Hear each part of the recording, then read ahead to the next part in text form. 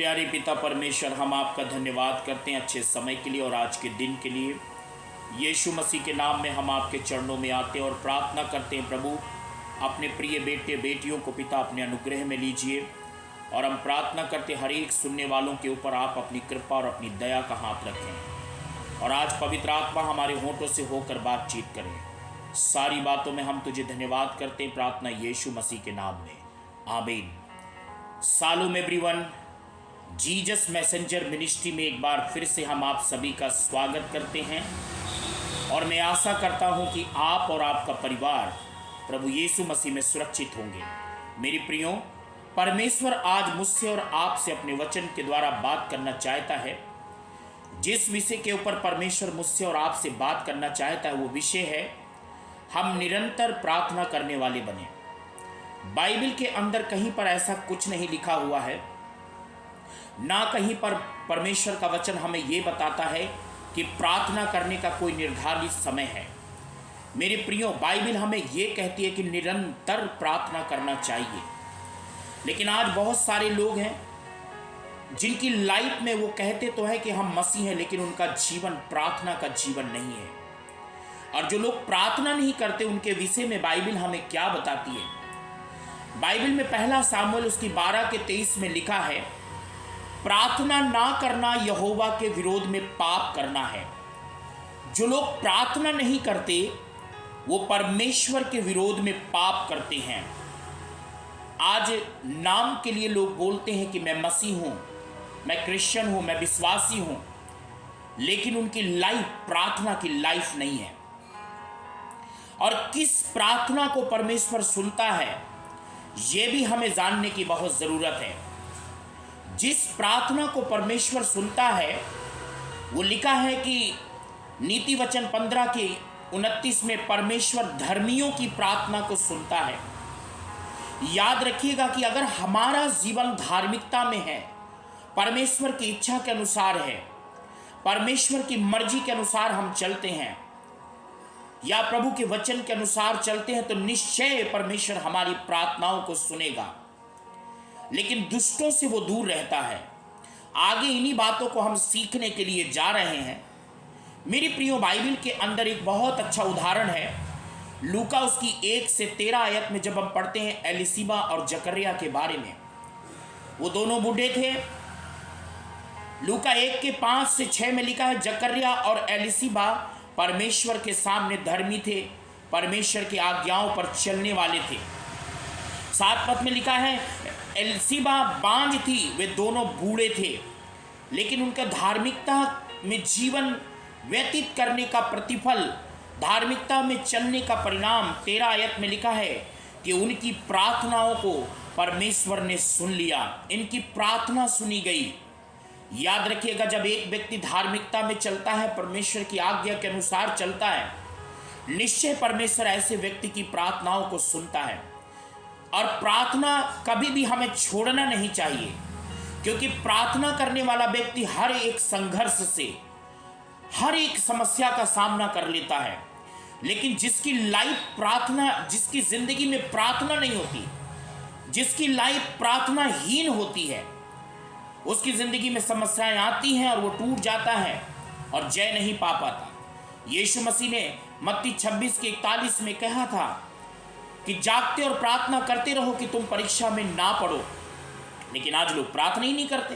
हाँ, प्रार्थना करवाते हैं, प्रेयर सेंटर में प्रेयर रिक्वेस्ट भेजते हैं, फोन के द्वारा प्रार्थना कराते हैं, बट स्वयं प्रार्थना नहीं करते।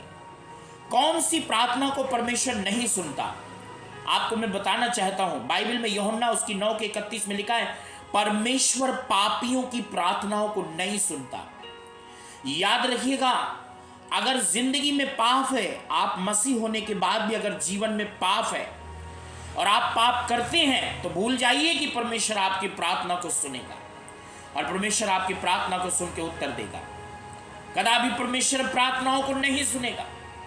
यदि आप किसी भी प्रकार का आपकी जिंदगी में पाया जाता है, चाहे वो बीड़ी पीने का पाप हो, सिगरेट पीने का पाप हो, गाली देने का पाप हो, शराब पीने का पाप हो, चोरी करने का पाप हो, किसी भी प्रकार का क्रोध करने का पाप हो, चाहे आप एक दूसरे से बात नहीं करते, वो भी प्रार्थना नहीं सुनी जाएगी। क्योंकि बाइबल में लिखा है, मत्ती 5 अध्याय की उसकी 23 और 24 पद में लिखा है कि भेंट चढ़ाने से पहले मेल मिलाप का होना जरूरी है। आज न जाने कितने ऐसे लोग हैं जिनकी जिंदगी में मेल मिलाप नहीं है, एक दूसरे से अच्छे से बात नहीं करते, एक दूसरे से अच्छे से प्यार मोहब्बत से बातें नहीं करते हैं, घमंड में चलते हैं। याद रखिएगा, ऐसों की प्रार्थनाओं को परमेश्वर नहीं सुनता है। दूसरी जिसकी प्रार्थना नहीं सुनता, याकूब उसकी 4 के 1 से 4 में लिखा है, जो झगड़ते हैं, लड़ते हैं, ऐसों की भी प्रार्थना परमेश्वर नहीं सुनता। यदि आप चर्च जाते हैं, प्रार्थना करते हैं, वचन को सुनते हैं, आप संगति करते हैं, आप प्रभु के भवन में जाते हैं, आप विश्वासी हैं, और अगर आप झगड़ा करते हैं तो भूल जाइए कि आपकी प्रार्थनाओं को परमेश्वर सुनेगा। तीसरी बात, नीति वचन 28 के 9 में लिखा, जो परमेश्वर की व्यवस्था सुनने से अपने कान को फेर लेता है, जब वो प्रार्थना करेगा, पुकारेगा, तो परमेश्वर उसकी भी नहीं सुनेगा। अगर आप चाहते हो कि परमेश्वर आपकी प्रार्थनाओं को सुने, तो अगर आपकी जिंदगी में किसी भी प्रकार का पाप है तो पश्चाताप करो और मन फिराओ, लौट आओ। और बाइबल में लिखा है, जिस प्रकार से कि आपस में झगड़ा मत करो, ईर्ष्या मत करो, मन मुटाव मत करो।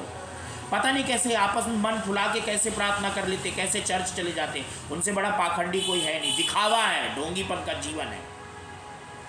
और ऐसे लोगों को मैं अपनी लाइफ में कोई मायने नहीं समझता हूं। They are the selfish person, I neglect like that people.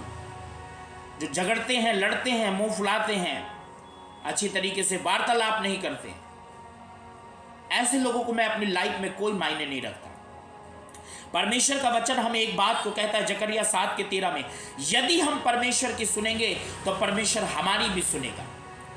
याद रखिएगा, धार्मिकता के कारण एलिया हमारे समान दुख सुख भोगी मनुष्य था, लेकिन जब उसने गिड़गिड़ा कर प्रार्थना की तो बाइबल हमें ऐसा बताती कि 3.5 साल तक पानी नहीं बरसा। मेरे प्रियो, हमें प्रार्थना करना नहीं छोड़ना चाहिए। आज न जाने कितने ऐसे लोग हैं जिनकी जिंदगी में प्रार्थना का जीवन ही नहीं है, प्रार्थना ही नहीं करना चाहते, प्रभु की उपस्थिति से भागते हैं। यदि आप प्रभु की उपस्थिति से भागते हो, अगर आप प्रार्थना नहीं करते, तो याद रखिएगा, आपका परमेश्वर के साथ कोई संबंध नहीं है और आपका कोई रिश्ता ही। अगर आप अपने बाप से बात नहीं करते, यदि परमेश्वर पिता से आप प्रार्थना नहीं करते, तो आपकी लाइफ बिल्कुल बेकार है।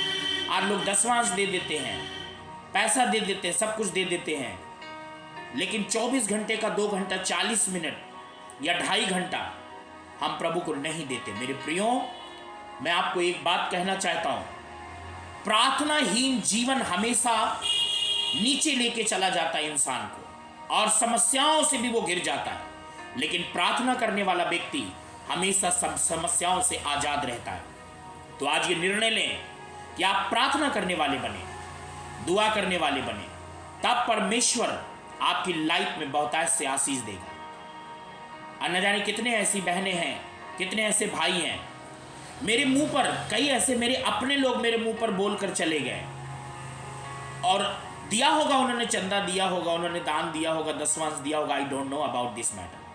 अब वो देने के बाद कह के सुना रहे हैं, है ना, कह के सुना रहे, मालूम नहीं जैसे अरबपति, करोड़पति, खरबपति की जैसे उनका जीवन बन चुका है, अभी कह के सुना रहे हैं।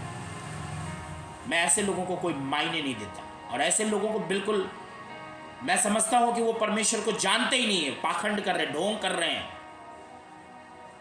सो परमेश्वर आपको एक बात को कहना चाहते हैं कि प्रार्थना मत छोड़ो, निरंतर प्रार्थना करने वाले को, लगातार प्रार्थना। लूका 18 के 1 में लिखा है, निरंतर प्रार्थना करो और आलसी मत बनो, ढीले मत पड़ो। और प्रार्थना करने वाला व्यक्ति हमेशा जयवंत होता है, आगे बढ़ता है और हर जंग जीत जाता है। प्रभु इन वचनों के द्वारा आपको आशीष दे। जय मसीह की।